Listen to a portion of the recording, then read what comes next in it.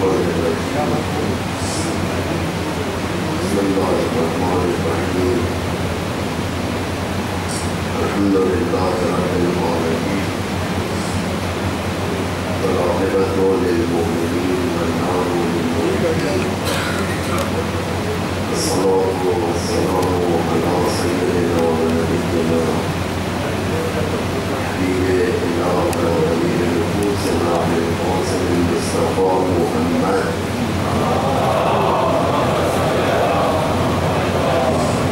وعلى آله الأطيبين الأطهرين المتجلين المتأهلين المعصومين المظلومين الهداة المهديين والأموات المستضعفين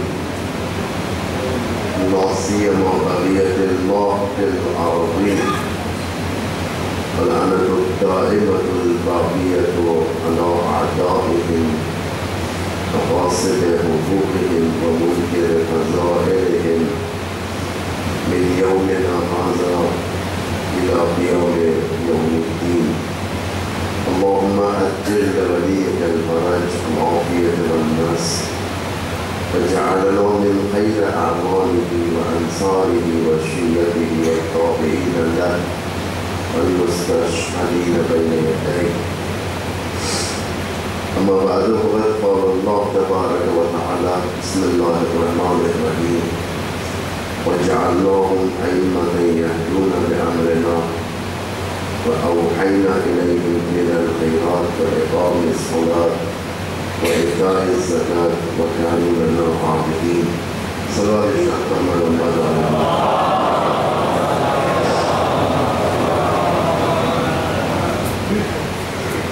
مجلسوں کے ایک اثرات میں سے ایک اثر انسان اپنی ایمان کی حفاظت کر سکتا ہے. مجالس اسی لیے ہوتی ہے تاکہ تاریخ یاد دلائے، توحید یاد دلائے، تاکہ لوگ توحید کے دامن سے متمسک رہیں. انسان خود ایک توحید کی نشانی ہے، یعنی ہم خود توحید کی نشانی ہے. ہمارا بولنا کوئی اندر ایسا سسٹم نہیں ہے، دنیا میں کوئی ایسی بیٹری لگی ہوئی نہیں ہے ہمارے اندر کی جس سے آواز نکلتی ہو. قدرت یہ آنکھوں کا دیکھنا، یہ کانوں کا سننا، یہ بدن کی حرکت، ہر چیز میں توحید نظر آئے گی. ہر چیز میں مجلس اس کو یاد دلاتی ہے آپ کو بار بار. دیکھو مجلس توحیدی ہو، مجلس خدائی ہونی چاہیے، یعنی اخلاص. انسان اس پاک جگہ پر آنے کی شرائط رکھتا ہے. مثلا پاک نفس کے ساتھ ہے، یہاں انسان پاک ہے. روحانی پاکیزگی بھی ہے اور جسمی پاکیزگی بھی. جسمی پاکیزگی یہ کیا باوضو پر ہے، کیونکہ فرش ہے، فرش آزاد.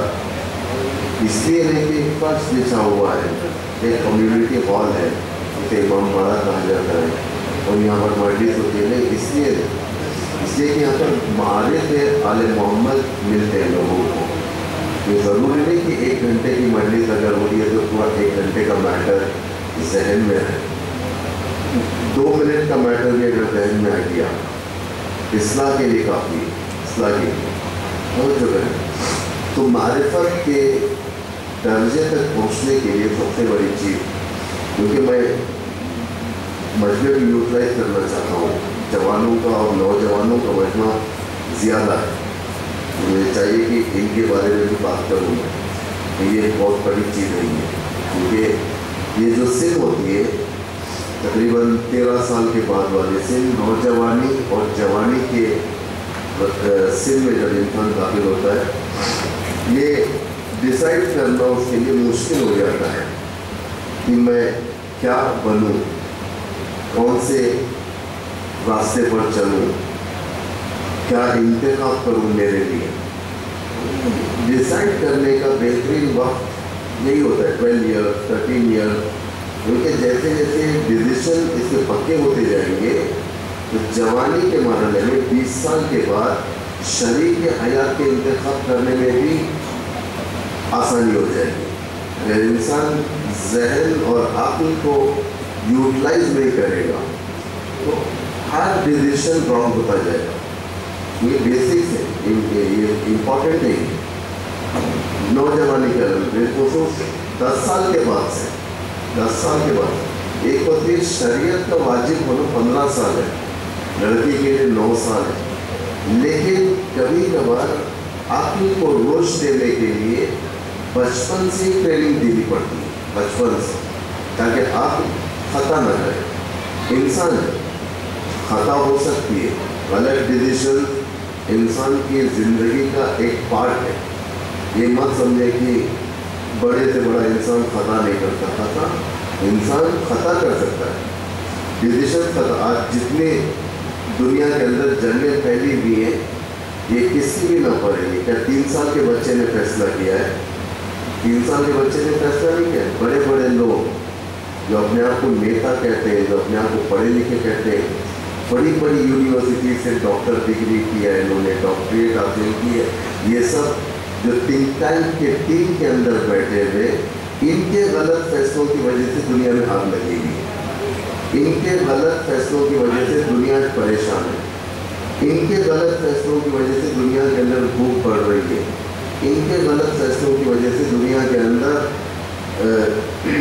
جرم اضافہ ہوتے جا رہا ہے. یہ سب اسلام کا سب سے جو بیسک پارٹ اگر آپ دیکھیں گے, ایک ہوتا ہے شریعت, مثلا عقیدہ, توحید, عدل, نبوت, امامت, قیامت, یہ ٹائٹلز ہیں, لیکن اس کے اندر سبجیکٹس. توحید صرف یہ نہیں کہ اصول دین اگر میں کہہ دوں اصول دین 5 ہیں, 5 اصول دین اگر میں کہہ دوں تو بس کہہ دیا, اب آگے بڑھو. ٹائٹلز ہیں یہ سب. اصول دین توحید. اب توحید کیا, اس کے اندر جا کر دیکھنا ہے. آپ جب جائیں گے اس توحید کو کلک کریں گے کہ توحید اندر کئی برانچز کی طرف لے کر جائے گا. کافی سیر چاہیے. عقل رشد ہونا ہے. عقل ایسے ہی رشد نہیں ہوتی, ظاہری چیزوں کو دیکھ کر عقل رشد نہیں ہوتی. ڈیپ میں جانا پڑتا ہے. سمندر باہر سمندر نظر آئے, لیکن اگر سمندر کے اندر چلے جائے انسان, اوشن کے اندر چلا جائے, عجیب عجیب قدرتیں اندر, عجیب عجیب مچھلیاں ہیں. انسان جو دیکھا نہیں تھا, جتنا ڈسکور کیا تھا یہ سمندری جانوروں کو, جتنا ڈسکور کیا تھا, حتیٰ آج جیسے زمانہ آگے بڑھتا جا رہا ہے, جبکہ اس کے پاس کئی میگا پکسل کے کیمرے آ چکے ہیں, یعنی دور دور کی چیزوں کو نزدیک کر لیتا ہے. دور دور بڑے کیمرے تو چھوڑے, جو ہائی ریزولیوشن والے جو کیمرے ہوتے ہیں ان کو چھوڑے, چھوٹے موبائل کے اندر اتنے ہائی میگا پکسل آ چکے ہیں. پہلے 8 میگا پکسل آیا تھا اور خوش ہو جاتے تھے لوگ وہ موبائل لے کر. 8 میگا پکسل کا کیمرہ ہے, فرنٹ کیمرہ میرا 3 میگا پکسل کا ہے, ریئر کیمرہ میرا 8 میگا پکسل, لیکن آج 100 میگا پکسل کا ہے. 100 میگا پکسل.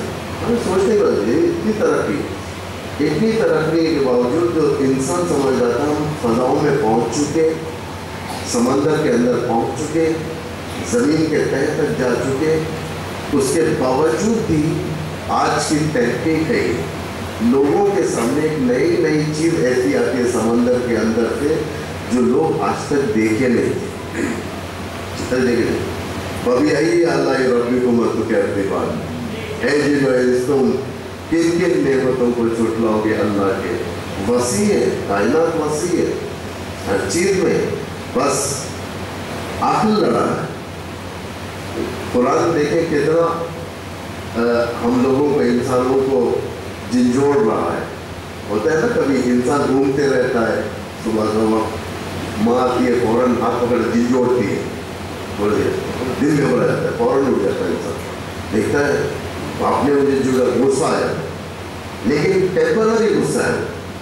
تھوڑی دیر کے بعد جب صبح ہو جاتی ہے اور اسے فجر نصیب ہو جاتی ہے, ایکسرسائز بھی نصیب ہو جاتا ہے, تو وہ جو صبح کا وقت جو غصہ تھا وہ اچھائی میں تبدیل رہتا ہے. جانتا ہے کہ میرے باپ اگر بیدار نہ کیا ہوتا, نہ میری نماز ہوتی, نہ قرآن ہوتا, نہ ایکسرسائز ہوتا, کچھ نہیں ہوتا, اور سورج اوپر آتا میری ایک اچھا خاصا دن میرا چلے جاتا تھا.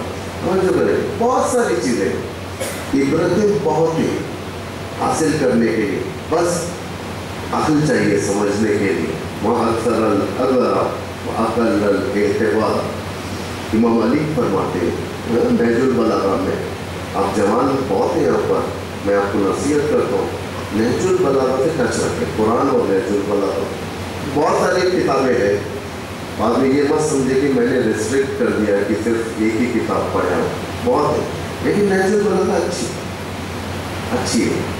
کلمات اختصار جو پیچھے کا ایڈیشن جو ہوتا ہے، یہ پہلا جو ہوتا ہے خطبے پہلے فرسٹ پارٹ نہج البلاغہ خطبے، سیکنڈ لیٹرز ہے، اور تیسرا جو ہے تقریباً 480 کلمات امام ہے. اسے روزانہ ایک آپ کی زندگی کے لیے بہت اچھا ہوگا. عقل کی روشت ہوتی ہے اس کے اندر، قرآن سے عقل بڑھتی ہے. روشت جب تک انسان ذہنی لحاظ سے کنجسٹ رہے گا اسے کچھ بھی سمجھ میں نہیں آئے. امام تو دور کی بات، مسجد کا پیش نماز بھی سمجھ میں نہیں آئے. مسجد کا پیش نماز بھی سمجھ میں نہیں آئے. مسجد کا پیش نماز تو دور کی بات، مؤذن بھی سمجھ میں نہیں آئے. یعنی اتنا کنجسٹ ہوتا جائے گا ایک جانور کی طرح. ابھی عقل بڑھتی ہے گھٹتی. میں بتاؤں گا ایک حدیث لے کر آیا آپ لوگوں کے لیے، بالکل جوان بچوں کے لیے، بزرگوں کے لیے نہیں، جوان بچوں. میں 2 دن دیکھا کہ جوان بچوں کی کثرت زیادہ آ رہی ہے، تو میں نے سوچا کہ کیوں نہیں میں اپنے سبجیکٹ کو اس رنگ میں لاؤں کہ جوان بچوں کے لیے کچھ فائدہ ہو جائے. جو عمر ہے 7 سال کے بعد اسلام اتفاق سے اسلام ریکمینڈ کرتا ہے کہ 7 سال کا بچہ اگر ہو جائے بچپن سے لے جاؤ مسجد، بچپن سے لے جاؤ. مسجد کا ایک غلط طریقے سے ذہنوں کے اندر ڈیفائن کیا گیا ہے. ہمارے مسجد میں مثلا کہتے ہیں کہ مسجد میں آؤ خاموش رہو اور بات نہیں کرو، بچوں کو نہیں لاؤ.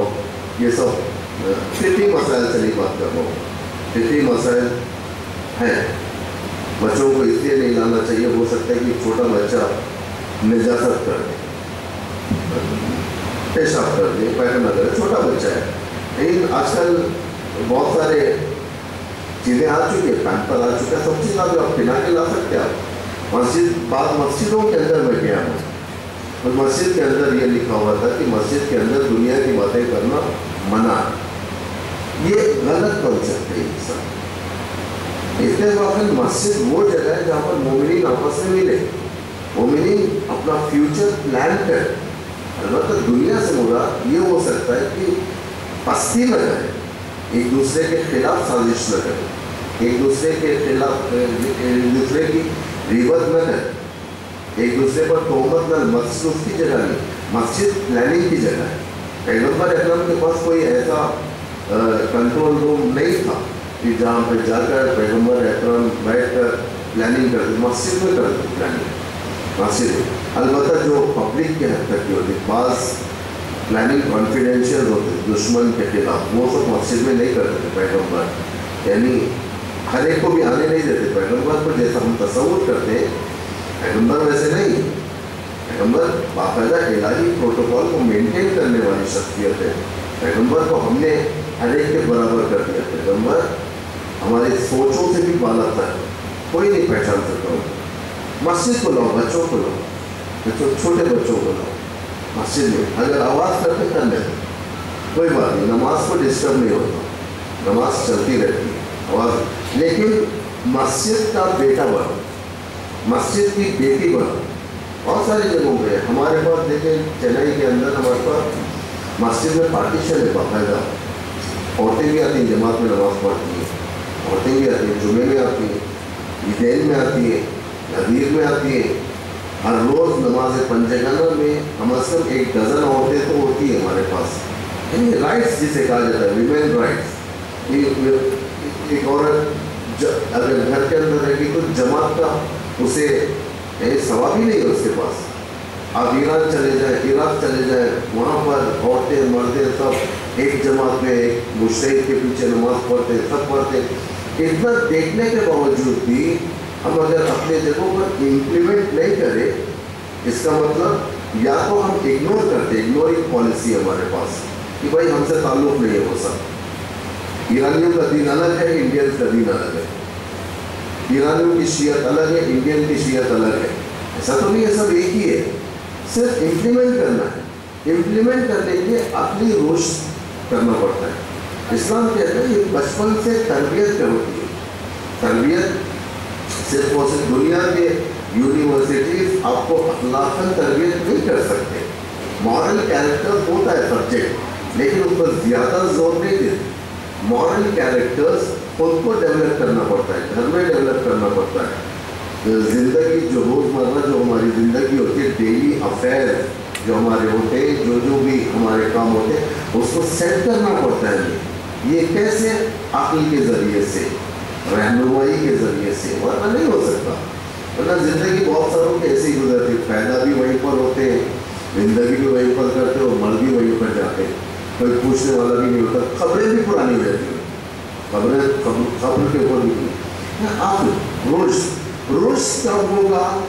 جس وقت کمیونٹی ایک سالم رہبریت کے ماتحت، سالم لیڈرشپ، یعنی ایک ایسی لیڈرشپ جو ویل وشر، یعنی رہنما جسے کہا جاتا ہے، رہبر، دردمند، ہمدرد، بات پروفیشنل رہبر بھی ہو، جیسا پروفیشنل ذاکر ہیں، پروفیشنل مولوی ہیں، پروفیشنل بھی ہوتے ہیں بات، یعنی ان کا باقاعدہ ریٹ ہوتا ہے، یہ مسجد میں اتنا ریٹ ہوگا ہمارا، فلاں اتنا ریٹ ہوگا، فلاں اتنا ریٹ ہوگا، پروفیشنل۔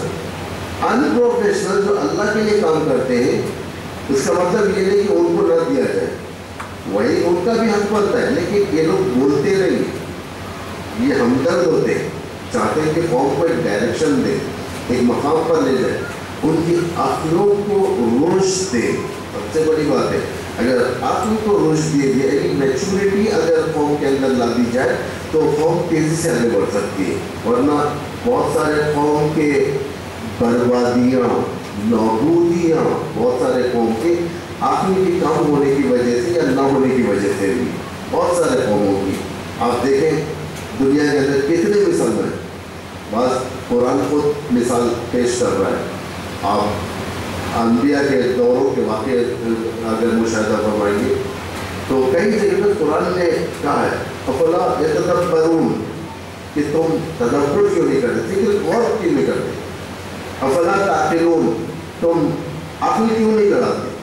اس طریقے کی باتیں آپ دیکھیں، قرآن کی جو آیات ہیں اس طریقے کے، یہ واقعی جھنجھوڑنے والے یعنی عقل کو رشد دینا۔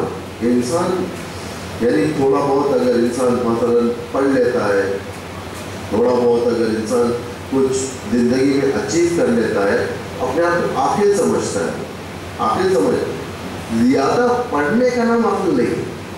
عقل ایک قدرتی شے ہے جو انسان کا انبلٹ ہے، بس اسے انسٹال کرنا پڑتا ہے۔ توجہ کریں آپ لوگ، جیسا ہے نا بہت اسمارٹ ٹیلی فونس کے اندر پلے اسٹور ہوتا ہے، پلے اسٹور میں اگر آپ جائیں ایک ایپ آپ اٹھائیں، انسٹال کر لیں، بعض انبلٹ ہوتے ہیں، سب آپ انسٹال کریں جتنا چاہے سب۔ عقل انسٹال کرنے کی چیز ہوتی ہے، کیسے انسٹال ہوگا اس کے اوپر کام کرنی پڑتی ہے، عقل کو لگانا پڑتا ہے کام پر، ہوم ورک دینا پڑتا ہے۔ اس لیے دیکھیں کتنا اپریشیٹ کیا اسلام نے، اپریشیٹ کیسے کیا، کہا کہ اگر تم 1 گھنٹہ فکر کرو گے، 1 گھنٹہ فکر کرو گے تو 70 عابدوں سے افضل ہے نا۔ اس طریقے کی بہت حدیثیں آپ کو مل جائیں گی۔ 1 گھنٹہ اگر سوچو گے، کیا سوچو گے؟ یونیورس کے بارے میں۔ یہ یونیورس، انسان آسمان کے نیچے ٹھہر جاتا ہے، کہتا ہے کہ دیکھو کتنا بڑا آسمان ہے، اللہ اکبر، جہاں نگاہ پڑا ہے آسمان، اور اگر کچھ نہیں دکھا رہا تو زمین، درخت، پودے، یہ سب، یہ خود عقل کو کھولنے کے لیے کافی ہے۔ پرندے، حشرات الارض، حشرات جو زمین پر چلتے ہیں، حشرات، کیڑے مکوڑے، یہ جتنی کوئی چیز اللہ نے بے کر پیدا نہیں کی ہے، یہ انسان ذہن لڑاتا ہے، یہ کیسے ہوا، یہ کیسے ہوا، یہ کیسے ہوا۔ ایک سیب درخت سے گر گیا، سیب، گریوٹی جو ڈھونڈا گیا تھا، کس نے ڈھونڈا ذرا بتائیں نام؟ نیوٹن۔ نیچے ہے, نیچے سے کیوں نہیں اوپر جانا؟ اسے سائنٹسٹ کیسا بنا؟ اس کے بعد عقل کے ذریعے سے سوچتا رہا, کام کرتا رہا.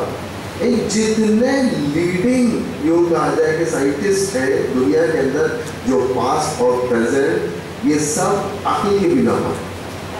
سمجھ رہے ہیں؟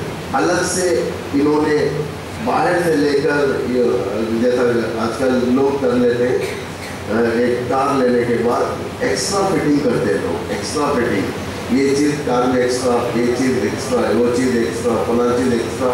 عقل ایکسٹرا فٹنگز میں نہیں ہے, عقل ان بلٹ ہے, بس اسے انسٹال کرنا پڑتا ہے. اگر انسٹال نہیں کرے گا انسان, ایسے ہی زندگی گزرے گی, ایسے ہی گزرے گی, بالکل نالج نہیں, کچھ نہیں. بڑھانا پڑتا ہے, پڑھنا پڑتا ہے, حالات کو درک کرنا پڑتا ہے, نیوز دیکھنا پڑتا ہے, دنیا دیکھنا پڑتا ہے. حتی فلمز, یہ نہیں کہ مووی نہ دیکھو, مووی دیکھو, جو حلال ہے وہ دیکھ, مووی دیکھ کر عقل لڑاؤ. آخر چیز نے جو بنایا کس لیے بنایا؟ بھائی دا کشمیر فائلز بنی, اتنی بڑی فلم, ایک بنانے والا یعنی پرائم منسٹر کے ساتھ ٹھہر کر تصویر لے لیا, ہوم منسٹر کے ساتھ ٹھہر کر تصویر لے لیا. یہاں پہ عقل لڑاؤ. آخر اتنی ساری فلم بنتی ہے, کیوں پرٹیکولر اس فلم میں پرائم منسٹر جا کر پروڈیوسر کے ساتھ تصویر لیتے ہیں, ہوم منسٹر تصویر؟ عقل یہاں پر کام کرتی ہے. عقل کس لیے, یہ میں بعد میں بتاؤں گا, کل یا پرسوں عقلی سبجیکٹ پڑھ جائے گا, کہ فلمس کو اگر یاد رہے گا تو سمجھ لو کریں آپ لوگ. عقل کبھی عقل انسان کو زائل کر دیتی, انسان کو زائل کر دیتی. وہ انسان جو خدا کی نافرمانیوں کے اوپر یعنی اپنی عقل کو لڑاتا ہے, انسان کی عقل ظاہر رہتی ہے. اب وہ کیا کرتا ہے؟ حاکم ہوتا ہے لیکن قتل و غارت کا حکم دیتا ہے, قتل و غارت. لیکن کتنے ایسی حکومتیں گزری میرے عزیزوں, کتنی ایسی. صدام کی حکومت, یہ بدبخت MBS محمد بن سلمان, یہ اور نہ جانے بہت سارے اس طریقے کے ڈکٹیٹر جو گزرے, جن کی عقلیں ضائع ہو گئی تھی. ان کے پاس سوائے صدور فرمان خط ان کے پاس کچھ آپشن نہیں ہوتا, ان کے پاس کچھ نہیں آپشن ہے, کیونکہ عقل مر جاتی ہے. کبھی کبھی عقل مر جاتی ہے, انسان شیطنت کی طرف جاتا ہے, اسفل السافلین کی طرف جاتا ہے. جب عقل زندہ رہتی ہے, یہ انسان یا ایھا الذین آمنوا, وہ جو کہہ رہے ہیں قرآن جو کہہ رہا ہے, یا ایھا الذین آمنوا کتب علیکم الصیام, یا ایھا الذین آمنوا, یا ایھا الذین آمنوا, فلاں آیت میں یا ایھا الذین آمنوا, اے صاحبان ایمان. صاحبان ایمان کسے خطاب کر رہے ہیں اللہ؟ میرے ہاتھ سے, میرے پیر سے, میرے سر سے, کسے؟ عقل سے. کیونکہ خدا جانتا ہے کہ میرا بندہ اپنی صلاحیت کو رشد دے چکا, اس لیے اللہ خطاب کرتا ہے. یعنی جس کی عقل بلند ہو جاتی ہے خدا اس سے خطاب کرتا ہے. جس کے پاس عقل نہیں ہوتی, ایک قرآن کے گھر کے اندر, گھر کے ہر تالے کے اوپر, ہر اٹالے پر, ہر جگہ پر قرآن رکھتے گھر کے, وہ بھی عقل سالم نہیں ہوتی. لا کر دیا قرآن, بھائی ایک قرآن دروازے کے اوپر, ایک قرآن دریچے کے اوپر, ایک قرآن بیڈ روم کے اندر, ایک قرآن ڈائننگ روم کے اندر, ایک قرآن ڈرائنگ روم کے اندر, پورے قرآن کو پھیلا دیں آپ لوگ. لیکن آپ اگر اللہ سے کہو کہ اللہ ہدایت دے دے, نہیں ملتی ہدایت نہیں ملتی. لیکن جب عقل درست ہو جاتی ہے, آٹومیٹک خدا قرآن گائیڈ کرنے لگتا ہے, قرآن لے کر آتا ہے. اس لیے عقل انبیاء کی سب سے بڑی نعمت جو اللہ کی طرف سے تھی وہ عقل تھی. انبیاء کو اللہ وحی کرتا تھا, وحی, اے پیغمبر یہ بات پہنچا دو, اے پیغمبر یہ بات پہنچا دو. لیکن وحی کو استخراج کرنا, وحی کے موانی کو نکالنا, یہ انبیاء اپنے عقل سے کرتے تھے. عقل سے. عقل اللہ کی پہلی مخلوق, عقل اللہ کی پہلی مخلوق ہے. یعنی دیکھیں کتنی بڑی چیز ہے. فرسٹ ٹائم حضرت آدم بیٹھے ہوئے تھے, یعنی کچھ بھی نہیں تھا وہاں پر, اصل ایک انسان تھا, ایک نیا انسان بیٹھے ہوئے تھے. اللہ نے 3 چیز بھیجے, آپ, حیا اور دین. آپ, حیا, دین, یہ اصول کافی کی روایت ہے. اور اصول کافی کی پہلی بحث بھی, اصول کافی کی پہلی بحث عقل کے اوپر ہے. عقل بھیجا جبرائیل لے کر, یہ 3 اللہ کی طرف سے، اس میں سے ایک انتخاب کریں آپ، یا دین یا حیا یا عقل، تین ایک انتخاب کریں۔ آدم نے دیکھا اتفاق سے انہوں نے عقل انتخاب کیا، جیسے عقل انتخاب کیا جبرائیل جانے لگے تو یہ دو باقی جو رہ گئے تھے دین اور حیا، ان سے کہا کہ تم واپس لوٹو۔ انہوں نے کہا نہیں، ہمیں حکم ہے خدا کا کہ جہاں پر عقل ہے وہیں پر ہے، یعنی دین اور حیا اسی کے پاس ہوگی جس کے پاس عقل ہوگی، دوسروں کے پاس نہیں ہوگی۔ جس کے پاس حیا عقل نہیں ہے، دین کیا ہو؟ شرابی کے پاس عقل نہیں ہوتی، شراب پیتا ہے، عقل نہیں ہوتی، اس کے پاس نہ حیا ہوتی ہے نہ دین ہوتا ہے۔ اگر دیندار کے پاس گناہ بھی ہوں گے، گناہ چھپا کر کرے گا، کہیں ایسا نہ ہو کہ کسی کے نگاہ میں پڑ جائے، کہیں ایسا نہ ہو کہ میرے گناہ آشکار ہو جائے، علنی ہو جائے اور فاسق ہو جائے۔ دیکھیں عقل کتنا بچاتی ہے انسان کو، گناہوں سے بھی بچاتی ہے۔ گناہوں سے انسان میں یہ نہیں کہتا کہ ہم گناہ نہیں کرتے، گناہ کرتے، لیکن عقل اس گناہ کو ریسکیو کرتے، توجہ کرے کہ دوسروں کو نہ دیکھے، نہ ماں دیکھے، نہ باپ دیکھے، نہ زوجہ دیکھے، نہ بچے دیکھے، نہ دوست دیکھے، نہ پڑوس دیکھے، کوئی بھی نہ دیکھے۔ انسان چھپا کے کرتا ہے، گناہ کرتا ہے چھپا کے کرتا ہے، خوف نہیں، صرف جانتا ہے کہ اللہ ہے، انسان گناہ ہو جاتا ہے۔ میں ہمت نہیں دے رہا ہوں گناہ کی طرف، لیکن بتا رہا ہوں عقل کی کیا ویلیو ہے، یعنی عقل تمہاری برائیوں کو بھی چھپا سکتی ہے۔ اس کے بعد عقل نہیں ہے، اچھائیوں کو بھی برباد کر دیتی ہے انسان کے، اس سے عقل۔ انبیاء اس وسیلے کے ذریعے سے لوگوں کو رشد کی دعوت دیتے تھے، رشد عقل کی مدد۔ روایت ہے میرے خیال سے کہ وکلم علی قدر عقولہم، ان کے عقلوں کے مطابق بات کرو، لوگوں سے عقلوں کے مطابق بات کرو، بڑی بڑی باتیں نہیں کرو، ان کے عقلوں کے مطابق، بچوں سے بچوں کے متعلق بات کرو۔ پیغمبر دیکھیں وہ پیغمبر جو بادشاہ تھا، جہان تھا، جو بادشاہ تھا، جب بچوں کے سامنے آتے تو کیسے ہوتے تھے، کیسے ہو، سلام علیکم، کیا کر رہے ہو، طریقہ۔ خود رہبر کو دیکھیں آپ، رہبر ایک ڈاکیومنٹری دیکھا تھا میں نے، رہبر کسی شہید کے گھر کو جاتے ہیں، سال میں رہبر جاتے، شہداء کے گھروں کو جاتے، ان کے خاندان سب بیٹھتے، کچھ کھاتے وہاں پر ان کے ساتھ بیٹھ کر، ایک اچھا فیل ہوتا ہے۔ آپ بھی کبھی ڈاؤن لوڈ کر دیکھا کریں، یوٹیوب میں میرے خیال سے مل جائے گا۔ رہبر گئے تشریف لے کے وہاں پر، پورے بڑے بڑے بیٹھے ہوئے، شہید کی بیوی بیٹھی ہے، شہید کے باپ ماں اور بھائی، یہ سب پورے خاندان میں۔ ایک رہبر اتنا بڑا ایک گھر کو اگر آ جائے، ظاہر بات ہے پورے خاندان والے جمع ہوں گے، بات کر رہے رہبر ایک چھوٹی سی بچی شہید کی بیٹی تھی، بالکل چھوٹی سی، جس کی عمر شاید 3 سال یا 4 سال کی بچی تھی، وہ گھوم رہی تھی بیچ بیچ میں، چھوٹے چھوٹے سویٹس جو چاکلیٹس ہوتے ہیں، چھوٹے چھوٹے چاکلیٹ جو انسان ماؤتھ فریشنر کے لیے منہ میں ڈال کر چوستے رہتا ہے، اس طریقے کے وائٹ وائٹ چاکلیٹس پڑے ہوئے تھے، وہ اٹھاتی تھی، اپنے منہ میں ڈالتی تھی، پھر رہبر کے پاس آتی تھی، رہبر بات کر رہے ہوتے تھے، رہبر کا ہاتھ پکڑتی تھی، ایسا کھولتے تھے رہبر، وہ چاکلیٹس رکھتی تھی، وہ چھوٹی بچی چاکلیٹس رکھتی تھی۔ تو رہبر کیا، رہبر چاہے تو بچی جیسے موڑے چاکلیٹس رکھتے، لیکن رہبر الہی رہبر دیکھا بچی چاکلیٹس رکھ چکی ہے، بات کرتے کرتے جیسی بات رکتی تھی وہ چاکلیٹس اپنے منہ میں ڈالتے تھے، یعنی کھاتے تھے، بچی دیتی تھی کھاتے، یعنی اس طریقے سے ایک بیہیویئر۔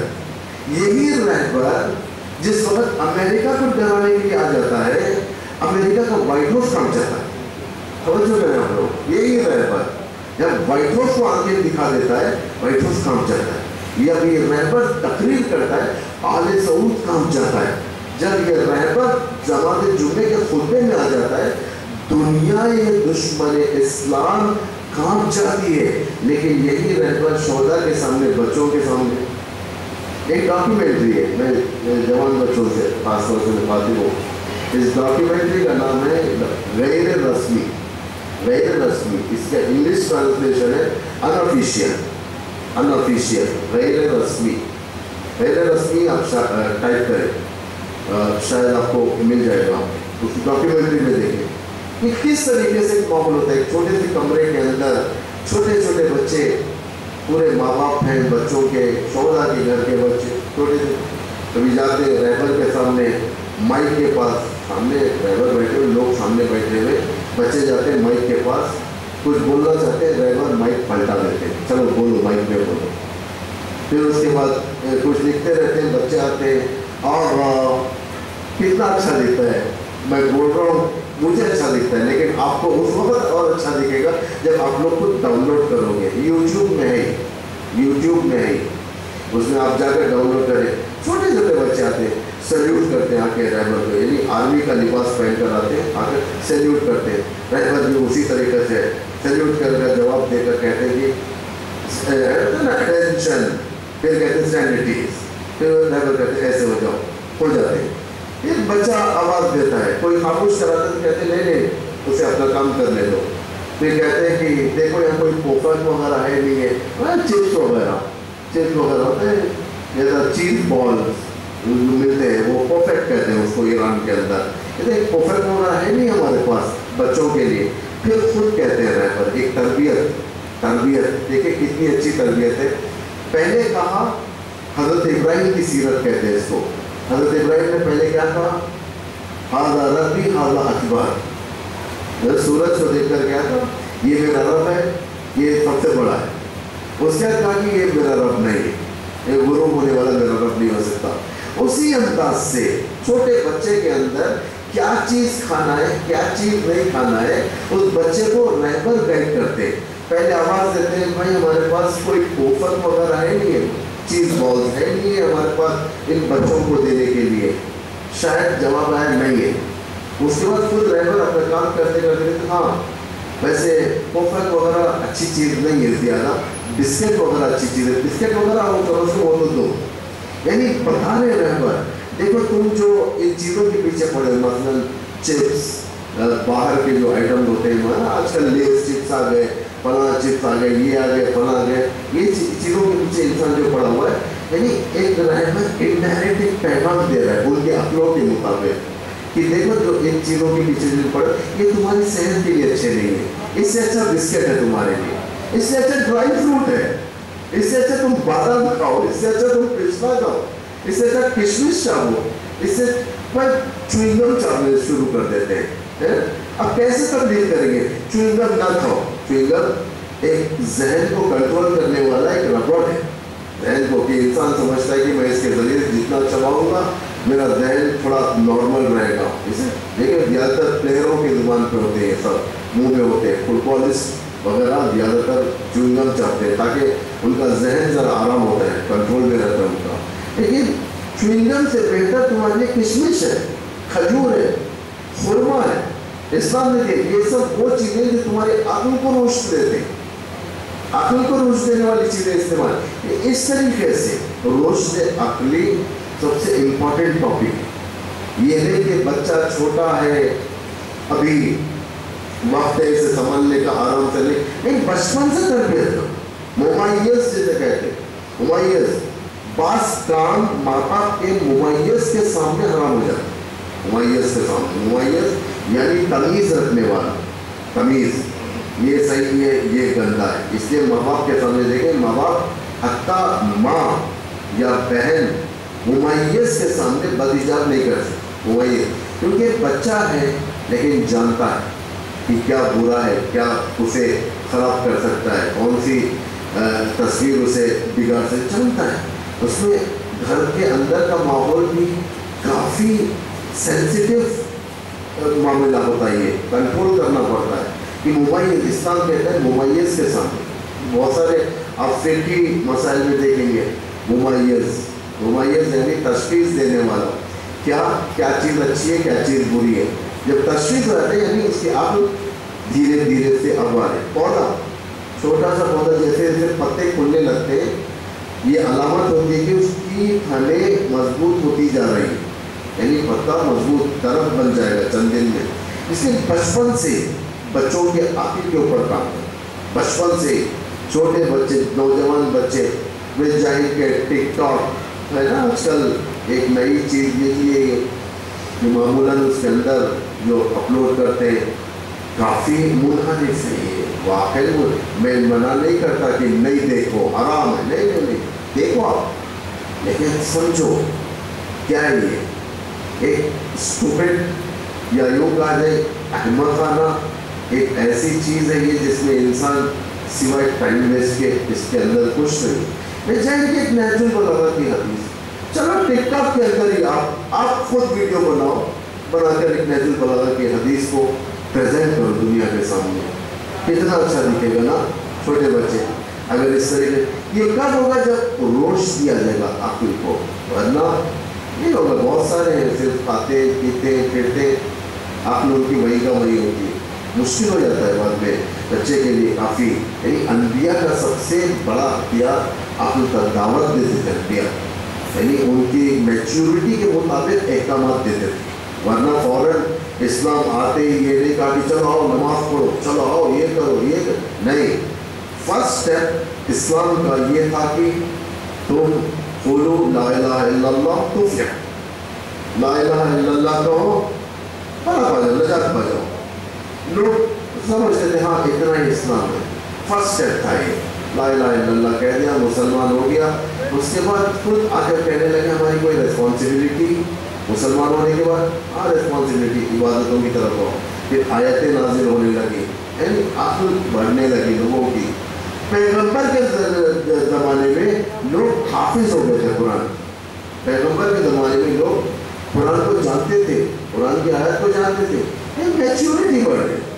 قوم کی میچورٹی بڑھنا چاہیے پہلے جیسی قوم تھی ابھی بھی ویسی ہے 100 سال بعد بھی ویسی رہیں گی یہ مردہ قوم کی علامت تھی مردہ قوم کبھی ترقی نہیں کر سکتی ترقی یعنی وہ قوم کرتی ہے جو عقل کے معیار پر امتحانات کو اپنے اوپر لیتی ہے سیٹنگ بدلتی ہے اپنی دیکھیں کتنا ہوتا چھوٹی چھوٹی بات کے اوپر اللہ انبیاء کو کریکٹ کرتا تھا چھوٹی چھوٹی کل میں نے کہا تھا نا حضرت موسیٰ کے بارے میں وہ جو دخل ان کے اندر ایک فخر آ گیا تھا میں نے کہا تھا کیا کہا تھا کس کی فیملی میں سے یہ تکبر کی فیملی میں سے یہ آج ایک دوسرا نبی کا واقعہ بتا دیکھیں اللہ کیسے کریکٹ کرتا ہے حضرت ایوب کے نبی اللہ کے نبی تھے ان کے اوپر کتنے امتحانات ہوتے پہلے بزنس ان کا ختم ہوا یہ صبر کرے پھر اس کے بعد قرض بڑھ گیا گھر کو بیچنا پڑا قرض ادا کرنا پڑا بزنس ختم ہوا کئی فرزند تھے ان کے بیٹے بیٹیاں سب تھے اس میں سے چند مر گئے یہ صبر کرنے لگے پھر بیماری آئی صبر کیا یہاں تک کہ سب چیز لوگوں نے ایوب کی بیماری کو دیکھ کر فوراً یہ ڈیسائیڈ کیا کہ ان کو ایک آئسولیشن وارڈ میں بھیجنا پڑے گا آج کل آسان ہے سمجھانے کے لیے کورونا کے بعد آئسولیشن وارڈ یا یوں کہا جائے کہ کوارنٹائن یہ سب یعنی پیغمبر کے ساتھ بھی ہوا ہے ایوب اگر آپ اس شہر میں رہو گے تو یہ بیماری پھیل سکتی ہے ہم میں بھی یہ وبا پھیل سکتی ہے اب چلو نکلو شہر سے باہر ان کا آئسولیشن وارڈ ہے جنگل دوسرا تو نہیں بناتے تھے اپولو ہاسپٹل تو نہیں تھی اس زمانے میں کہ آئسولیشن وارڈ بنا کر رکھ دے پیسہ لے کر اندر چھوڑے نہیں جنگل شہر کے باہر جانا پڑتا تھا در بدر ہو جانا پڑتا تھا بہت سختی ہوتی لیکن سب سے بڑی تکلیف ایوب کو یہ ہوئی تھی پیغمبر ایوب کو کہ لوگ نامناسب باتیں کہنے لگے کہ شاید ایوب نے کوئی گناہ کیا ہوگا جس بنا پر یہ عذاب ان کے اوپر نازل ہوا جس بنا پر ایوب کے اوپر یہ اللہ کا عذاب نازل ہو رہا ہے ایوب یہ آنکھوں سے آنسو بہنے لگے آنسو بہنے لگے ایوب کی آنکھوں سے رونے لگے دل توڑ گیا ہوتا ہے 10 مشکل آپ کے اوپر آ جائے آپ کو تکلیف نہیں ہوگی اثر بھی نہیں ہوگا آپ کو لیکن خدا نخواستہ اگر آپ کے بارے میں کوئی ایسی بات کہہ دے جو آپ کے دل کو لگ جائے جو آپ کے اندر نہ ہو دل ٹوٹ جائے گا تو رونا شروع کر دو گیا یہ کافی حساس مقام تھا ایوب کا ایوب کہنے لگے اللہ میرے پروردگار میرے خدا بیماری آئی صبر کیا اولاد گئی صبر کیا فلاح آیا صبر کیا قرض ہوا صبر کیا گھر بھی کا صبر کیا، وطن چھوٹا صبر کیا، ہر چیز صبر کیا، پروردگار اب مجھے اس بات پر صبر نہیں ہوتا، اس بات پر لوگوں کی باتوں پر صبر نہیں ہوتا۔ پروردگار اب کیا کرنا چاہیے؟ پروردگار کو کیا کہنا چاہیے؟ ہم اور آپ ہوتے تو کہتے ہیں اور تھوڑا صبر کر رہے ہیں، اللہ دیکھ رہا ہے، سب انشاءاللہ اس کی جزا مل جائے، تھوڑا اور صبر کرنے آپ۔ کیا اللہ نے کہا یہ کیا تم بار بار کہہ رہے ہو میں نے صبر کیا، میں نے صبر کیا، میں نے اس پہ صبر کیا، تم نے صبر کیا، میں نے تمہیں صبر دیا؟ سمجھو میرے آپ، چھوٹی بات ہے یہ، بڑی بات نہیں ہے۔ اللہ نے کون کر دیا، جب سے سن رہا ہوں تمہاری زبان سے، اس پہ میں نے صبر کیا، اس پہ میں نے صبر کیا، اس پہ کیا صبر لگائے رکھے ہو؟ یہ صبر کس نے دیا تمہیں؟ میں نے دیا، تم خود حاصل کیے۔ اللہ سے اپنی لینگویج کنٹرول رکھو، یہ نہ کہو آخر روش پائی ایوب کی، ہاں میری ذہن نیچے تھی، میری عقل نیچے تھی، اب اللہ نے ایک اور دروازہ کھولا، یعنی اب میں ایک اور قدم آگے بڑھ گیا، اب یقین ہو گیا کہ نہیں، اب ایسی بات نہیں ہے کہ خدا ہے، یہ ایک چیز اللہ کہتا ہے کہ میں تمہیں صبر دیتا ہوں، میں تمہیں ایک کس بنا پر؟ عقل کی بنا۔ سب سے ناکام لوگ اگر تاریخ میں اگر ایکسپیرینس کی بنا پر اگر آپ دیکھیں گے، بے عقل لوگ، جس کے پاس عقل نہیں ہے۔ جس کے پاس عقل ہے کرائم میں بھی کامیاب ہے، جس کے پاس عقل ہے، نیکی میں نہیں، کرائم میں بھی کامیاب ہے جس کے پاس عقل ہوتی ہے۔ دیکھیں کتنے سسٹمیٹک مرڈرز ہوتے ہیں، کتنے سسٹمیٹک ہائی جیکس ہوتے ہیں، کتنے سسٹمیٹک قانون کو دھوکہ دے دیتے ہیں، کیوں؟ عقل لڑاتے ہیں۔ لیکن وہ اور بات ہے، یہ عقل مکر والی عقل ہے، اس عقل کے مقابلے میں قانون کی عقل اور زیادہ مضبوط ہوتی ہے۔ وَمَكَرُوا وَمَكَرَ اللَّهُ وَاللَّهُ خَيْرُ الْمَاكِرِينَ، یہ ہے نا ان کی مکاریوں کے سامنے، ان کے جو لوگ مکاریاں کرتے ہیں ان کی مکاریوں کے سامنے خدا بہترین پلانر ہے، یعنی قانون ہمیشہ بہترین پلان کرتا ہے۔ جتنا بھی آپ ایک ایسا کرائم کرو جسے یوں کہا جائے کہ کوئی ڈھونڈ نہیں سکتے، ایک دن یہ عقل ساتھ دے دیتی، یعنی مکاری والی عقل ہٹ جاتی ہے۔ معاویہ کے لوگ کہتے تھے، دیکھو اتنا زیادہ سیاسی عاقل ہے معاویہ، امیر المومنین سے کمپیئر کرتے تھے، بہت زیادہ عاقل ہے معاویہ، بہت زیادہ عقل مند ہے معاویہ، دیکھو کتنی اچھی سیاست ہے۔ امیر المومنین کو سیاست آتی ہے، سیاست آتی ہے کس کے اوپر؟ ہر عقل کے اوپر، جبکہ سالم ترین عقل امیر المومنین کے پاس، معاویہ کے اوپر اس طریقے سے امیر المومنین آخر کہنا پڑا، یہ کیا کہہ رہے ہیں تم لوگ، معاویہ یہ ہے، معاویہ وہ ہے، معاویہ یہ ہے، تم جانتے ہو کیا ہے؟ وہ مکر ہے، فریب ہے، وہ عقل نہیں ہے، سیاست نہیں ہے۔ واللہ ما اتھا معاویہ تو ما اتھا منی، ہم نے فرمایا خدا کی قسم اگر اس سیاست کا نام عقل دیا جائے، معاویہ مجھ سے زیادہ سیاسی نہیں ہے، یعنی اگر اسے آپ لوگ عقل کا نام دے رہے یا مجھ سے زیادہ نہیں ہے، کیونکہ جو معاویہ کے پاس ہے وہ عقل و سیاست نہیں ہے، بلکہ کیا ہے؟ مکر ہے، فریب، لوگوں کو دھوکہ دینا، جیسا آج کے پولیٹیشین لوگوں کو دھوکہ دینا، یہ بھی لوگ جاتے ہیں، یہ بھی لوگ اس کے پاس جاتے ہیں۔ ایک اچھا میسیج آیا تھا، شاید آپ لوگوں کو پاس بھی آیا ہوگا، ہٹلر کے زمانے کا میسیج تھا۔ ہٹلر نے ایک کبوتر کو لایا تھا، کبوتر کو رکھا تھا سامنے، سارے کے سارے اس کے لوگ بیٹھے ہوئے، جنرلز تھے، منسٹرز تھے، سب تھے۔ کبوتر کو رکھ کر کبوتر کا ایک ایک پر نوچ رہا، اپنے ہاتھوں سے پر نوچ رہا۔ کتنی تکلیف ہوتی ہے؟ آپ اپنے بال کو نوچ کر بتائیں، یا اس طرف کے بال کو نوچ کر بتائیں، کتنی تکلیف ہوتی ہے؟ ایک جانور پر نوچ رہا تھا، ایک ایک پر نوچ رہا تھا، ایک ایک پر نوچ رہا تھا، یہاں تک کہ تھوڑی دیر میں سب دیکھتے رہے وہ کبوتر بے پر ہو گیا، نوچ کر نیچے چھوڑ دیا۔ چھوڑنے کے بعد ہٹلر آگے جانے لگا، یہ میسیج آیا تھا، یہ میں دیکھا 1-2 منٹ کا یہ میسیج 2 منٹ کا جانے لگا، تو نیچے دانے ڈالتے رہ گیا، دانا کبوتر کے لیے دانا ڈالتے، وہ جو پروں سے نوچا گیا تھا کبوتر، جو تکلیف پہ تھا، وہ دانا چنتا ہوا پیچھے جا رہا تھا کبوتر۔ ہٹلر مڑ کر کہتا ہے، دیکھو میں نے اس کے اوپر ظلم کیا، نوچا، اسے زخمی کیا، اسے ناکارہ کر دیا، لیکن جب میں دانا ڈالا یہ نہیں دیکھا کہ ظالم ہے، کھاتا ہوا ہے. یہ دنیا کی عقل ہے، یہ دنیا کے وزراء کا کام ہے. یہ یعنی انسان کو نوچنا، امتوں کو نوچنا، لیکن بعد میں ایک راشن کے اوپر یا ایک چھوٹی سی اسکیم کے اوپر لوگوں کو پیچھے لے لینا.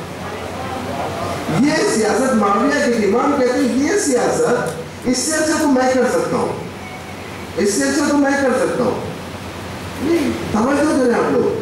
جب عقل انسان کی مضبوط ہوتی ہے انسان ڈیفائن کر دیتا ہے کون رہبر حق ہے، کون رہبر باطل ہے نا. عقل انسان کے پاس نہ ہو، اصلا تمیز نہیں ہوتی انسان کے پاس کہ پہچانے کہ رہبر حق کون ہے.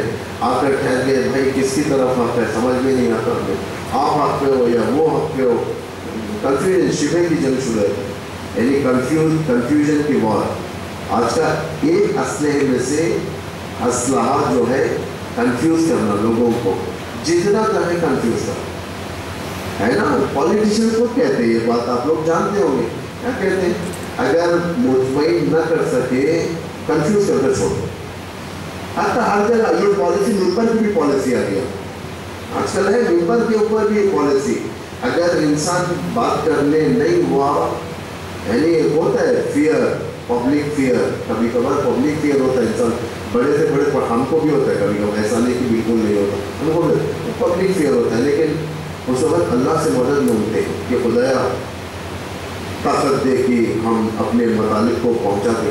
لیکن بعض ہوتے ہیں یعنی پھرانے والے لٹو کی طرح، وہ ممبر کو بھی لٹو سمجھتے ہیں. کہتے ہیں کہ اگر مطمئن نہ کر سکے تو کنفیوز کر دو لوگوں کو، تاکہ لوگ سمجھے واہ واہ ایسا اچھا پڑھا، ایسا اچھا پڑھا. بھائی کیا پڑھا وہ سمجھ میں نہیں کیا پڑھا، لیکن اچھا پڑھا. سمجھ گئے اس طریقے کی پالیسی. یہ مکاریاں ہیں، مکاریاں. یہ مکاریاں اس وقت ہوتی ہیں جب عقل ناقص ہو جاتی ہے، عقل ناقص ہو جاتی ہے. جب عقل ناقص ہو جاتی ہے بہت سارے ڈیزاسٹرز انسان کے سامنے مشکلات ہے. اس لیے عقل کافی ضروری ہے، ورنہ عقل اگر نہ ہو تو مشکل ہے. ہفتے کے کربلا کے میدان میں سب سے پہلی چیز یہ تھی، کربلا کے سٹارٹ ہونے سے پہلے سب سے پہلی چیز یہ تھی، لوگوں کے عقل آزمائے جا رہے تھے قدرت سے.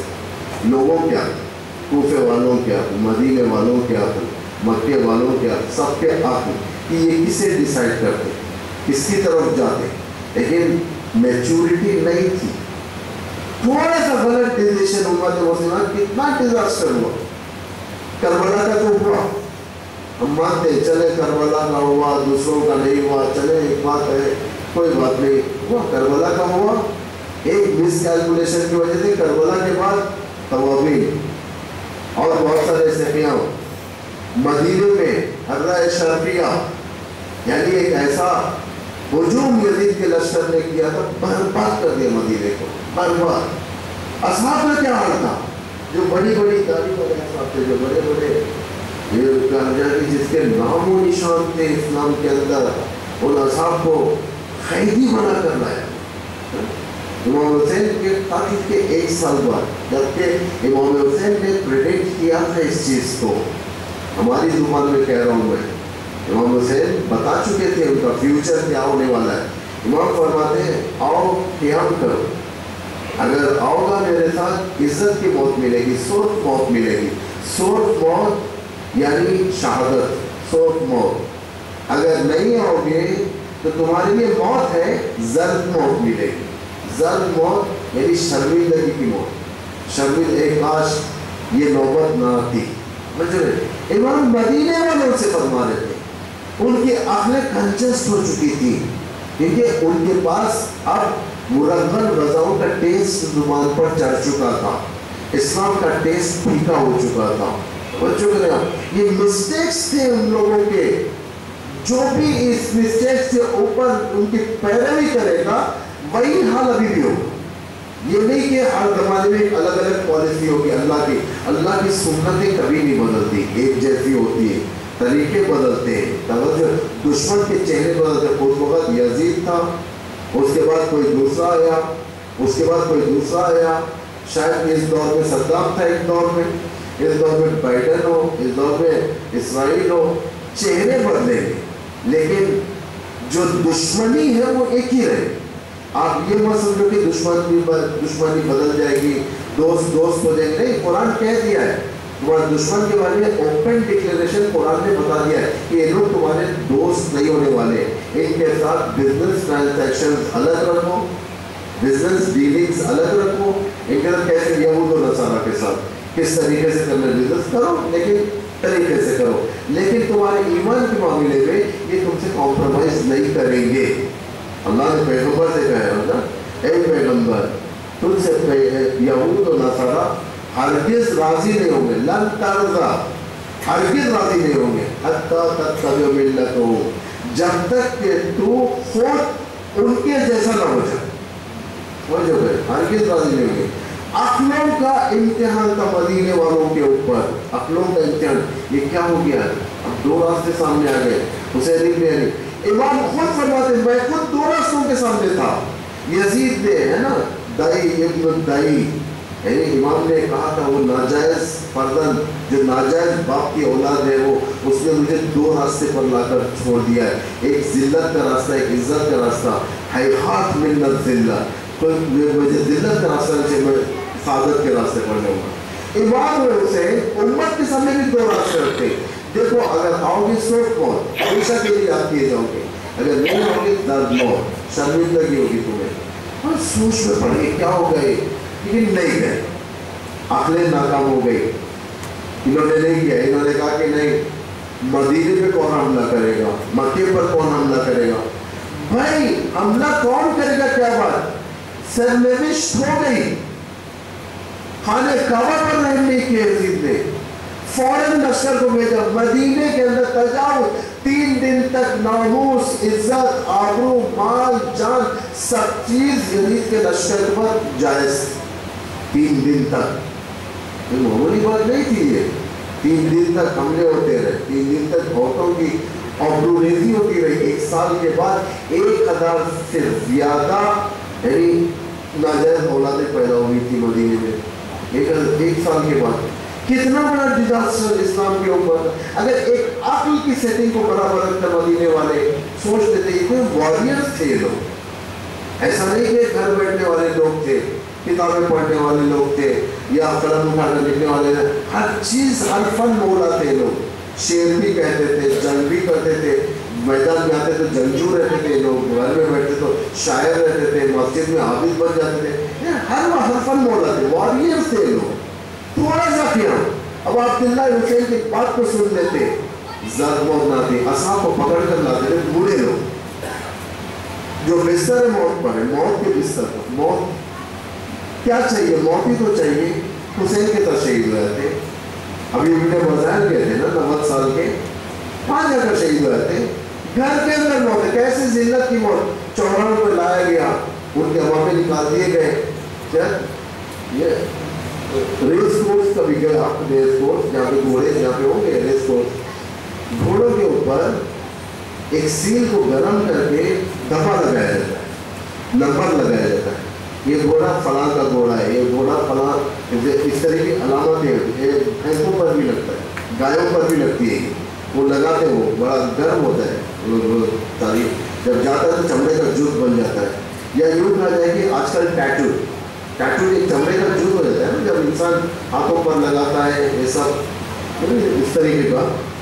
اصحاب انبیاء کو پکڑ کر لایا جاتا تھا، انبیاء کے اصحاب، نبی کے اصحاب، پیغمبر اعظم کے اصحاب، اللہ اکبر، صحابہ لایا جاتا تھا انہیں. یزید یا حسین نہیں، کچھ نہیں، ہم لوگ پیغمبر کے صحابی، پیغمبر کے صحابی ہیں، چلو سیل لگو. اس میں سیل بنایا گیا تھا، ایک سیل، چھوٹا سا سیل.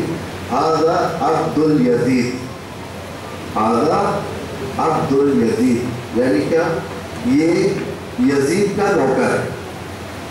اصحاب پیغمبر کے پیشانی پر جلایا جاتا تھا، یہ چیختے تھے اور اس کے ان کے پیشانیوں کے اوپر سیل پڑ چکا تھا. جو بھی اب جہاں پر بھی جائے اب یہ سیل ہے بیچارے کے پیشانی پر، ھذا عبد الیزید، ھذا عبد الیزید. ایک بربادی کیا تھا. بربادی کیا تھا. ایک عقل کی آزمائش میں فیلئر ہو گئے تھے لوگ, عقل کی آزمائش میں, کیونکہ خدا آزماتا ہے. ایسے نہیں کہ رہا کر دے. حیوان کے بچے تو نہیں ہے نا, تھوڑے بڑے ہوتے ہیں رہا ہو جانے کا. انسان کے بچے بھائی حساب ہے, ہر چیز کا حساب ہے. اللہ حساب لیتا ہے. حساب دنیا میں ہی لیتا ہے, دیکھتا ہے تم کتنے ایگزام کس لیے دیتے ہو آپ جا کر اسکول کے اندر, کالج کے اندر کیوں دیتے ہو ایگزام؟ تاکہ عقل کی آزمائش ہو, بھائی کتنا تم سمجھے, کتنا تم سمجھے. پہلے یہ ہوتا تھا, ہمارے بچپن کی بات ہے کہ جیسا آنسر ہو ویسے ہی لکھنا پڑتا تھا, ایک ورڈ نہ کم ایک ورڈ نہ زیادہ. بعد میں ٹرینڈ بدلا. کیا بدلا ٹرینڈ؟ کہ ٹھیک ہے آپ لکھو, آپ کے لکھنے کے ذریعے سے ہم پہچان لیں گے کہ آپ کا مفہوم کیا تھا, یعنی مفہوم کا سسٹم. اب انسان اپنی زبان میں کھل کے آنسر لکھ سکتا ہے لیکن آنسر صحیح ہو, لیکن عقل بتاتی ہے پڑھائی یعنی لکھت. جو انسان جو لیٹر لکھتا ہے, لیٹر اس کی عقل کی ترجمانی. امام علی نہج البلاغہ میں فرماتے, کیا نہج البلاغہ میں امام فرماتے کہ لوگوں کا خط, ڈاکیومنٹ, ریٹن ڈاکیومنٹ ان کی عقل کا اسپوکس مین ہے. ان کی عقل کا کیسے نہیں عقل تھی. جا کر میوزیم میں دیکھے پرانے خط اٹھا کر پڑھے, پرانے خط, یا واقف کے جو ولز ہوتے ہیں, جو وقف کرتے ہیں لوگ, ڈاکیومنٹ بناتے ہیں, جسے بائبل بھی کہتے ہیں, اسے واقف ول بھی کہتے ہیں, وصیت نامے, وقف ڈیڈ, اس طریقے اٹھا کر دیکھیں کس طریقے سے لکھے ہوئے تھے لوگ. یعنی کوئی گوشہ نہیں چھوٹتا تھا. یعنی عقل کی علامات ہے, عقل کی علامت. آج کل عقل انسان کی اتنی کنجسٹ ہوگی, ہاؤ آر یو, ہاؤ شاید لکھتے ہوں گے آر, اس کے بعد میں یو. جو علم تھا اسے بھی پوسٹ مارٹم کیا جاتا ہے, ختم ہو جاتی ہے, مسئلہ ختم ہو جاتا ہے. یعنی انسان چاہتا ہے ہر چیز جلدی مل جائے, کھانا فاسٹ فوڈ, پڑھائی کاپی اینڈ پیسٹ یا کٹ اینڈ پیسٹ, پڑھائی کا یہ عالم. لینگویج کے اندر اور کمی, ہر چیز میں کمی ہو گئی. اب کپڑوں میں بھی کمی ہو گئی, عقل میں بھی کمی ہو گئی, ہر چیز میں کمی ہو گئی. لیکن خدا کا قانون نہیں بنتا. خدا کا قانون ایک ہے, اگر تم مینٹین کرو گے, اللہ کہہ رہا میں یہ اجر مینٹین کروں گا. ان تنصر اللہ, اگر تم اللہ کی مدد کرو گے, اللہ کہتا ہے کہ میں تمہاری مدد کروں گا, ورنہ نہیں. اللہ کہتا ہے اگر تم اس طریقے سے کرو گے میں اس طریقے سے کروں گا. تمہارے لیے کوئی ایکسٹرا ہمدردی یا یوں کہا جائے کہ کوئی نیا قانون نہیں بنا سکتا اللہ. آپ نے حتیٰ امام حسین نے اپنے گھر والوں سے بھی عقل کے بارے میں جانچا, دیکھے ان کی عقل کیا کہتی ہے. علی اکبر علیہ السلام سے پوچھا تھا, کربلا جا رہے تھے, علی اکبر امام خواب سے اٹھ گئے. خواب سے اٹھنے کے بعد پریشان, یعنی پیشانی سے پسینہ جا رہا تھا. علی اکبر دیکھ کر آگے بڑھے, بابا کیا ہوا, کیا خواب دیکھا, آپ بے چین ہو گئے. علی امام بیٹھے ہوئے تخت کے اوپر, علی اکبر کی طرف دیکھا, کہا کہ علی اکبر میں نے خواب دیکھا ہے, میں نے خواب دیکھا ہے کہ یہ قافلہ آگے جا رہا ہے, پیچھے سے کوئی ندا دے رہا ہے کہ یہ قافلہ آگے جا رہا ہے اور موت ان کے پیچھے, موت ان کے پیچھے. علی اکبر کو کیا کہنا چاہیے تھا, بابا تعبیر بتائیں آپ امام کو. علی اکبر نے یہ نہیں کہا. علی اکبر نے کہا کہ بابا کیا ہم آپ پر نہیں ہیں. امام نے فرمایا اگر ہم آپ پر نہ ہو تو کون آپ پر ہو سکتا ہے. علی اکبر نے کہا ٹھیک ہے, پھر اس میں کیا ہے, فیصلہ ہو گیا کہ ہم چاہے موت کے منہ میں جائیں یا موت ہم پر آئے. دیکھیں امام نے آزمایا, میرا بیٹا وہ تمنی ہے شہادت کا. حضرت قاسم کو آزمایا. حضرت قاسم نے کہا اللہ من اللہ صلی, شہد سے زیادہ شیریں. لیکن دو کیٹیگری, ایک جوان, کڑیل جوان, اس کی عمر بڑی, یعنی علی اکبر کہ ان کی نگاہ میں موت کیا ہے, ایک نوجوان ان کی نگاہ میں شہادت کیا ہے, ان کی نگاہ میں شہادت. دونوں کے پاس سے ایک ہی جواب, ہم جائیں گے. دونوں طرف علی اکبر واقعا آ گئے, میدان میں آ گئے, بابا کے پاس آ گئے, آ کر کہنے لگے بابا میرے لیے کیا حکم ہے. امام اٹھ گئے, کہنے لگے بیٹا حکم کیا ہے, تمہیں کو جانا ہے میدان کے اندر. یہ اکبر کو تیار کیا, آگے جاؤ. یہ جو لوہے میں پڑھا جاتا ہے اکبر تمہیں معلوم ہے تو کیا مانگ رہے ہو، یہ لوہا کوئی اتھینٹسٹی نہیں ہے، کوئی اتھینٹک ورڈ نہیں ہے. میں آپ کو واضح طور سے بیان کرتا ہوں، ایسا کچھ امام حسین نے علی اکبر سے نہیں کہا کہ اکبر تمہیں معلوم ہے تم کیا مانگ رہے ہو. نہیں، امام نے اپنے بیٹے کو حکم دیا، جاؤ بیٹے جاؤ، جنگ کو جاؤ. یہ امامت کا مسئلہ ہے، امامت کا ہے. بہرحال ایک لوہا اب شاعر نے اپنے تخیلاتی طریقے سے لکھ دیا ہے، لیکن وہ بھی نہیں لکھنا چاہیے اس طریقے سے. لیکن علی اکبر پہلے شہید تھے آل رسول میں، آل رسول میں اصحاب کے بعد سب سے پہلے امام نے علی اکبر کو بھیج دیا تھا. لیکن کوئی بھی ہو، علی اکبر بیٹا ہے ایک باپ کے لیے. ایک شاعر لکھتا ہے، کتنا اچھا جملہ لکھتا ہے کہ پدر کی موت ہے مرنا جوان بیٹے کا. ایک جوان بیٹا جب مرتا ہے باپ سے پوچھو کہ کیا ہوتا ہے وہ موت، یعنی باپ کی موت ہو جاتی ہے. حسین کے دونوں، ایک کمسن ایک جوان، دونوں نے حسین نے رائے خدا میں دیا تھا. کمسن علی اصغر اور جوان علی اکبر. کون سی عمر تھی؟ باپ کے سہارے کی عمر ہے یہ، کہ باپ چاہتا ہے کہ میرا جوان بیٹا میرے ساتھ رہے، سہارا رہے. لیکن کیسے؟ اللہ اکبر بھیج دیا، بیٹا جاؤ خدا حافظ. لیکن پیچھے پیچھے چلے دھیرے دھیرے سے. علی اکبر نے احساس کیا کہ پیچھے سے کوئی آ رہا ہے، دیکھا تو بابا ہے، گھوڑے سے اتر گئے. بابا آپ نے تو ودا کر دیا تھا مجھے. بیٹا درست ہے، میں ایک بات بھی ہوں تمہارا، ایک بات بھی، اور سینے سے لگ جاؤ، جاؤ خدا حافظ. رسول اللہ تمہیں حوض کوثر سے سیراب کریں گے. اللہ اکبر. جب علی اکبر جنگ کرتے کرتے جب زخمی ہوئے اور آخری حملہ جو تیز ہوا، برچی لگی، علی اکبر سمجھ نہ سکے، گھوڑے سے نیچے آئے، آخری سلام بھیجا.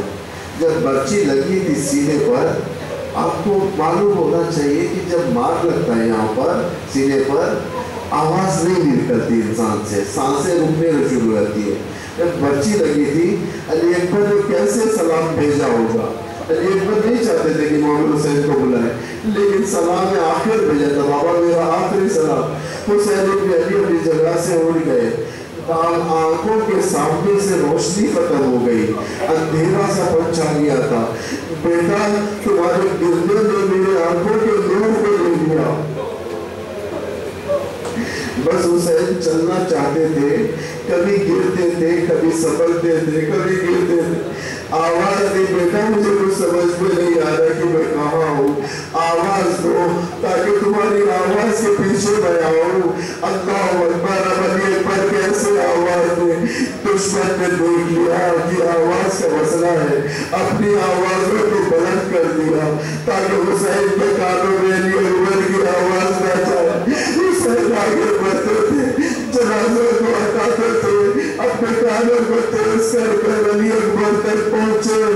جب پہنچے آخری سانسیں چل رہی تھی، حسین بیٹھ گئے. اللہ اللہ. باپ کے ہاتھوں پر علی اکبر نے اپنے تب کو توڑ دیا، زینب نکل آئی. اللہ اکبر. حسین کا یہ جوان کڑی الجوان. انہوں نے لوائے نوئے لگے روشن ایزن تک آزادی و تسلیم علیہ. خدا اللہ محمد وآل محمد پر رحمت نازل فرما، ان کے وسیلے سے ہمارے گناہوں کو معاف فرما، ہماری توبے کو قبول فرما، ہمارے دعاؤں کو مستجاب فرما، ہمارے مریضوں کو شفا کامل و عاجل عطا فرما، ہمارے محرومین کی مغفرت فرما، ہمارے جوانوں کے عقائد کو محفوظ فرما، ہمارے عورتوں اور لڑکیوں کی حیا و عفت کی حفاظت فرما، دشمنان اسلام کو ذلیل و رسوا فرما، دشمنان سرخط اسلام کو نابود فرما، مکے اور مدینے کو آل سعود کے نجس پنجے سے آزاد فرما، بیت المقدس اور فلسطین کو اسرائیل کے نجس وجود سے آزاد فرما. علماء اعلام مہاراج تقلید حضرت آیت اللہ نظم سیستانی بن عقص ولی امر مسلمین حضرت آیت اللہ علیہ امام الخامنئی کو کل عمر عطا فرما، ان کے دست مبارک سے طاغوت اور استقبال کا خاتمہ فرما۔ پروردگارہ امام زمان ارواحنا لہ الفدا کے ظہور میں تعجیل فرما، ان کے ہم سب کو ان کے آوان اور انصار اور ان کے شیعوں اور ناصروں میں سے قرار فرما۔ ربنا تقبل منا انک انت السمیع العلیم۔